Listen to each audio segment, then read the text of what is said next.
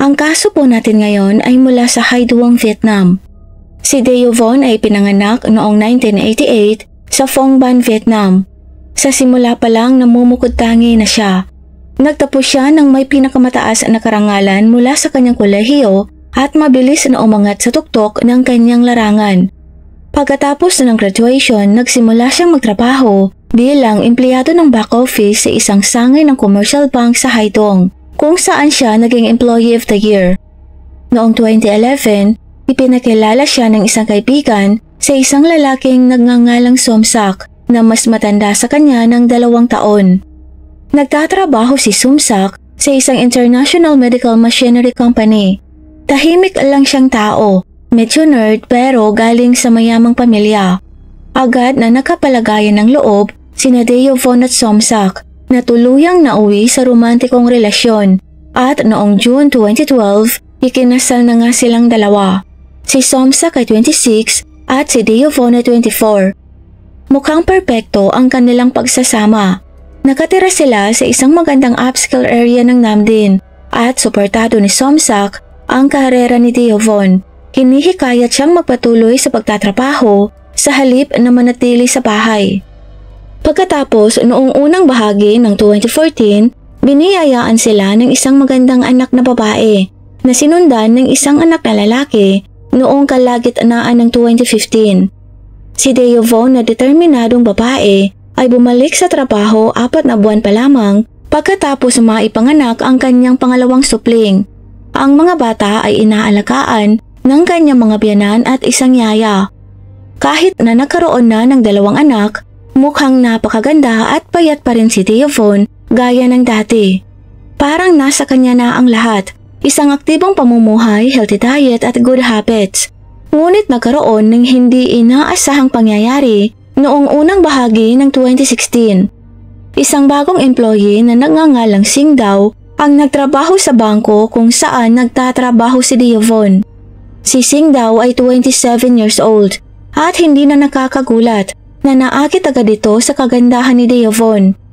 Noong una, hindi naniniwala si Sing Dao na may asawa na si Deo Von at may mga anak. Hanggang sa itinuro sa kanya ng isa sa mga katrabaho nila ang asawa ni Deo Von na si Somsak nang minsan itong pumunta sa bangko. Ngunit sa halip na umiwas, sinimulan niyang ligawan si Deo Von. Ang nakakagulat ay na si Deo Von ay parang walang pakialam. Sa katunayan, nasisiyahan pa nga ito sa atensyon at kalaunan ay nagsimula nga ang dalawa ng isang lihim na relasyon sa labas ng oras ng trabaho. Di nagtagal, naging mas madalas ng ginagabi si Deo Von sa trabaho. Madalas na siyang umuuwi ng late na may mga detalyadong dahilan gaya ng agarang meeting sa mga kliyente o mga bagay na hindi maaaring gawin sa bahay. Kaya lang nagsimulang maghinala si Somsak. Tumawag siya sa isa sa mga katrabaho ni Deo Von at nalaman niyang hindi talaga nagpapagabi ang kanyang asawa sa trabaho. Sa katunayan, madalas nga itong umaalis ng maaga, mga alas 4 ng hapon. Dahil dito, nagpasya si Somsak na magmatsyag sa asawa. Hinala niya nagtataksil ito sa kanya. Sinundan niya ang kanyang asawa at totoo nga ang kanyang hinala. Nahuli niya sina Deo Von at Sing Dao na magkasama sa isang hotel. Mga 5 kilometers lang mula sa opisinang pinapasukan ng dalawa. Nasaktan ng husto si Somsak. Nalungkot siya at nadurog ang puso. Pero ang labis na pagmamahal niya sa kanilang maliliit pang mga anak ang humadlang sa kanya sa paggawa ng anumang padalos-dalos na desisyon. Madalas din siyang bumabiyahe para sa trabaho na nakadagdag lamang sa tensyon. Sa huli, nasangkot na rin ang kani-kanilang mga pamilya sa problema nilang mag-asawa. At pagkatapos ng ilang seryosong talakayan, nagpasya sina Somsak at Deo Von na subukang ayusin ang mga bagay-bagay. Ang kasunduan ay ibibigay ni Deo Von ang kanyang mobile phone, lumayo sa social media sa loob ng 1 taon, huminto sa kanyang trabaho at tumuon sa kanyang mga anak sa bahay. Sumang-ayon naman ang lahat sa mga kasunduang ito. At noong 2017, ibinenta ni Somsak ang kanilang bahay. Saka lumipat ang pamilya sa Haiduong upang magsimula ng bago. Kung titingnan ang lugar ng Haiduong City, kung saan matatagpuan ang bagong bahay ni na Somsak Mapapansin na patuloy pa rin itong ginagawa. Ang housing complex ay nasa mga 35% pa lamang ang occupied at ang iba ay under construction pa. Ganun pa man, napakaraming mga bahay na sa lugar. Nagsisimula na itong maging tulad ng isang tunay na komunidad na may mga kapitbahay, mini-market, palaruan at kahit ilang mga opisina. Mula noong 2019, pagkatapos umuwi ang matandang yaya, kumuha ang pamilya ng bagong katulong, si Fimfa na 30 years old. Si Fimfa ay walang background sa pag-aalaga ng mga bata, ngunit tumutulong siya sa pagluluto at paglilinis dahil 5 at 4 years old naman na ang mga bata. Si Deovon na hindi na nagtatrabaho, ngayon ay direktang nag-aalaga sa kanyang mga anak. Tungkol naman sa relasyon ni Somsak at Deovon, naging maayos na ang lahat. Palagi siyang sinosorpresa ni Somsak ng mga candlelit dinner sa mga magagarang restaurant. Ginagawa ni Somsak ang lahat ng makakaya niya para mapanatiling buhay ang kanilang relasyon. At si Deovon sa kanyang bahagi ay naging mas tapat at nakatuon sa kanyang pamilya. Naka-adjust na nga siya na wala na siyang mobile phone. Bagamat sinabi naman na sa kanya ni Somsak na maaari na siyang bumalik sa paggamit ng social media kung gugustuhin niya. Pero paminsan-minsan lang siya kung mag-log.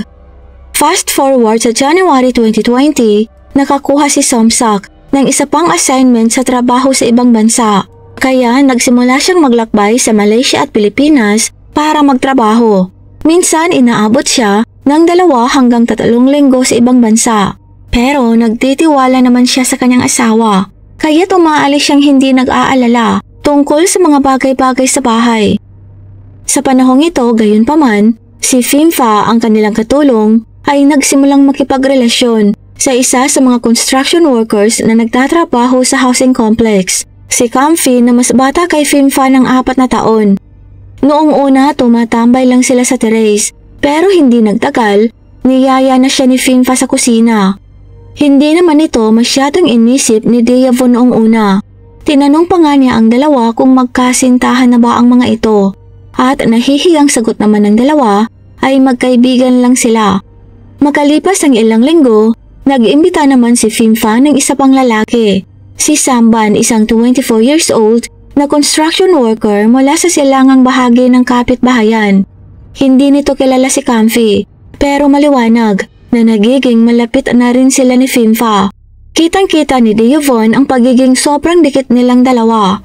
Napailing na lang si Deovon sa inaasal ni Fimfa, pero naisip niyang hanggat single silang lahat at walang masagwang nangyayari sa kanila sa loob ng bahay ay ayos lang. Ang tanging bagay na pinapanatili lamang ni Deovon ay na walang makitang kakaiba ang mga bata. Ito na ang naging pattern. Nagsimulang magdala ng iba't ibang kaibigang lalaki si Fimfa sa bahay at nasanay na rin ang mga anak ni Deovon sa mga construction workers na tumatambay sa loob ng kanilang tahanan. Madalas ring magdala ng mga candy o ice cream ang mga lalaking ito bilang regalo para makausap o makadate si Fimfa na gustong-gusto naman ng mga bata. Noong unang bahagi ng July 2020, humingi si Fimfa ng 1 linggong bakasyon para umuwi muna sa kanilang bayan. At dahil mahigit 1 taon na siyang nagtatrabaho ng walang day off, pumayag ang ina ng kanyang amo. Bihira lang ang pagkakataong makauwi si Fimfa. Noong panahon na yon, madalas na bumabiyahe si Somsak sa Thailand para sa isang proyektong kinasasangkutan ng mga kagamitan sa MRI para sa isang ospital doon. Kaya habang wala siya, nagsimula namang pumunta ang mga construction workers sa bahay ng mag-asawa na hinahanap si Fimfa. Nang lumipas ang 1 linggo at hindi pa rin bumabalik si Fimfa at hindi rin makontak ang kanyang telepono, nagsimula ng mag-alala para sa kanya si Deovon. Bakit kaya hindi pa bumabalik si Fimfa? Nagsimula pa siyang makipag-chat sa ilang mga nobyo ni Fimfa tungkol sa sitwasyon. Pagkaraan kasi ng ilang sandaling pakikipag-usap sa kanila, dahil 7 buwan na rin naman silang bumibisita kay Fimfa, kaya't kilala niya na sila, naging komportable si Deovon na makipagpalitan ng mga numero sa mga lalaking ito. Pagkatapos noong Huwebes, October 17, 2020, isang babaeng nagngangalang Samson na 51 years old at ang kanyang 16 years old na anak na dalagang si Melanie ay bumisita sa nire-renovate pa nilang bahay sa Hydowong Housing Complex. Nadismaya si Stanton nang malamang isa sa mga manggagawa, ang 26 years old na lalaking nagngangalang Comfy, ay lumiban sa trabaho. Pero paliwanag ng kaibigan nito, hindi naman umano ito lumiban. Nagpunta lang umano ito sa bahay ng nobya nito sa number 78G. Natural na nagpasya si Stanton na puntahan si Comfy sa bahay na tinutukoy ng kaibigan nito. Bahay pala yun ni Deavon, pero nakalakang pinto. Naglakad-lakad ang mag-ina sa gilid ng bahay. Iniisip na nasa kusina si Comfy kasama ang kasintahang si Fimfa. Sa pagdaan nila sa gilid ng bintana, nagulat sila sa kanilang nakita. Bahagyang nahawi ang mga kurtina at dahil dito nakita nila sina Deavon at Comfy na hindi lang nag-uusap kundi nagtatalik. Natigilan sa nasaksihan, mabilis silang tumakbo palayo. Hindi sigurado kung ano ang magiging reaksyon. Hindi man personal na kilala ni Stanton si Deavon, sigurado siya na ang babaeng nakita nila sa bintana nakatalik ni Comfy ay hindi ang katulong, kaya't siguradong yon ang mismong may-ari ng bahay. Kaya nagtanong siya sa housing management at nalaman na ang bahay ay pagmamay-ari ni Somsak at Deavon. Ang babaeng nakita niya sa likod ng kurtina nakatalik ni Comfy ay tumugma sa paglalarawan ni Deavon. Desidido si Stanton na kunin ang numero ng mobile phone ni Somsak, kaya pinilit niya ang housing management na ibigay yun sa kanya. Noong una tumanggi sila, ngunit nang magbanta ang ginang natatawag ng mga pulis tungkol sa lahat ng kakaibang nangyayari sa housing complex, sa wakas ay ibinigay na rin nila ang number. Agad na tinawagan ni Stanton si Somsak at sinabi sa kanya ang lahat ng kanilang nakita. Iminungkahi niya pa kay Somsak na suriin ito ang mga surveillance camera sa bahay kung meron sila. Sumang-ayon si Somsak na tingnan ang mga yon at planong umuwi sa Hydowong ng November 5, 2020. Nang makabalik siya at tingnan ang footage, laking gulat ni Somsak nang matuklasan niyang walang anumang na-record ang mga kamera sa nakalipas na 10 araw. Galit na galit kinumprontan niya si Deavon, ngunit sinabi nito sa kanya na baka sira na ang mga kamera. Kinabukasan, November 6, 2020, pumunta si Somsak sa opisina ng housing management upang magtanong tungkol sa mga footage mula sa mga kamera sa kalye malapit sa gate ng kanilang tahanan. Ipinakita nila kay Somsak ang mga footage at sa nakalipas na 10 araw, iba't ibang mga lalaki ang pumasok sa kanyang bahay sa iba't ibang oras, parehong sa hapon at gabi, at tumatagal ng 2 hanggang 3 oras ang mga ito bago umalis. Sigurado si Somsak na ang kanyang asawa ang sadya ng mga lalaking ito, lalo na at 2 buwan nang wala si Fimfa. Ang tanging tao sa bahay nila sa mga oras na yon ay si Deavon lang at ang kanilang maliliit pang mga anak.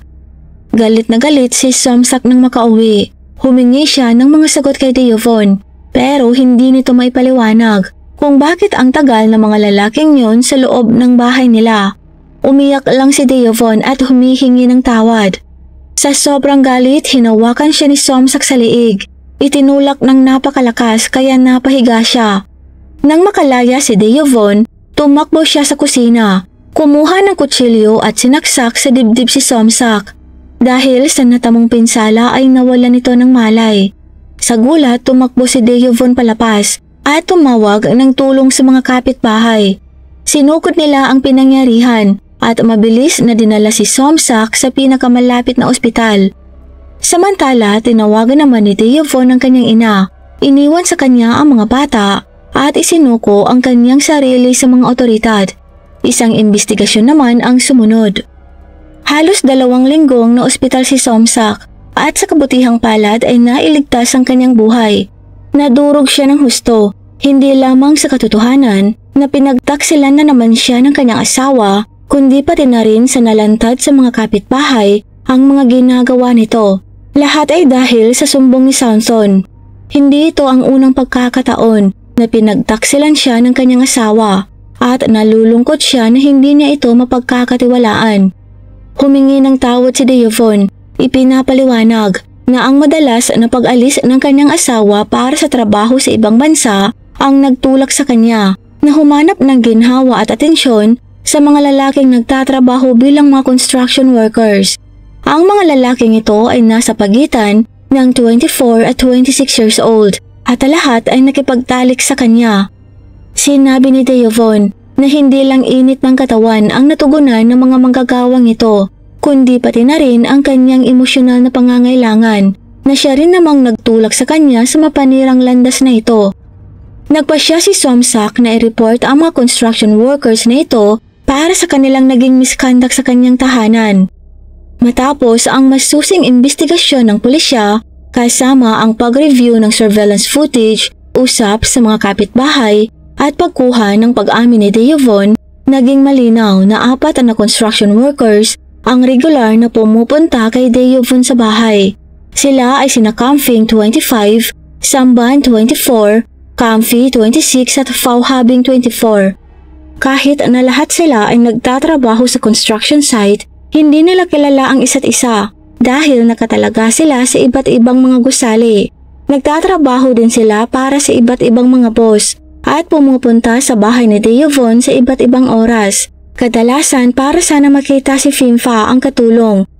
Gayunpaman, inamin ng mga construction workers na ito na si Deovon ang unang gumawa ng mga unang hakbang para akitin sila. Sinabi nila na sa kalaunan ay nadala na rin sila sa pangaakit na ito at nakipagtalik na nga sila. Sa loob ng 10 araw na yon, araw-araw silang pumupunta sa bahay ni Deovon para makipagtalik. Pero itinanggi ni Deovon ang mga pahayag na ito. Iginiit na hindi ganon ang nangyari. Iginiit ng abogado ni Deovon na hindi niya sinasadyang saktan ang asawa noong gabing yon. Ipininta ng depensa ang sitwasyon bilang isang gawa ng pagtatanggol sa sarili. Ipinakita si Deovon bilang isang mahinang babaeng sinusubukan lamang na protektahan ang kanyang sarili.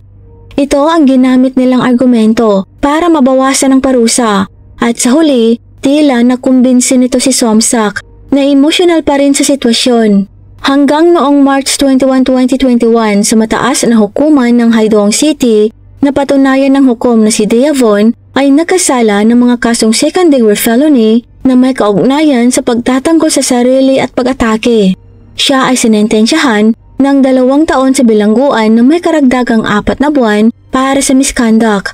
Ang 4 na mga construction workers naman na sina Camping, Sambang, Comfy at Fauhabing ay hinatulan din ng misconduct at bawat isa ay nakatanggap ng 6 na linggong sentensya. Hindi rin sila inilagay sa iisang selda.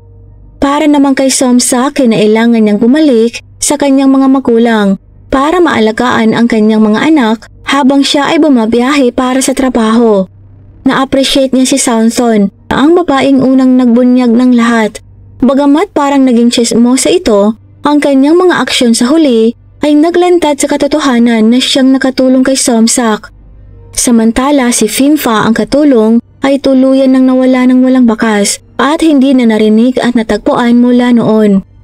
Shoutout po kina Flora Lime from Las Piñas City, kay Corazon Messina, sa tropang designers ng Gataran Cagayan at kay Pip Sanidan from Loy Valiente, kay Janice Bulius from Thailand, kay YouTube user 2978, kay Roholito Flaminiano, kay Bilog Maldita at kay Prissy Kacha. At sa inyo pong lahat na nanonood, maraming salamat po. Sa muli, mag-ingat po tayong lahat. Paalam!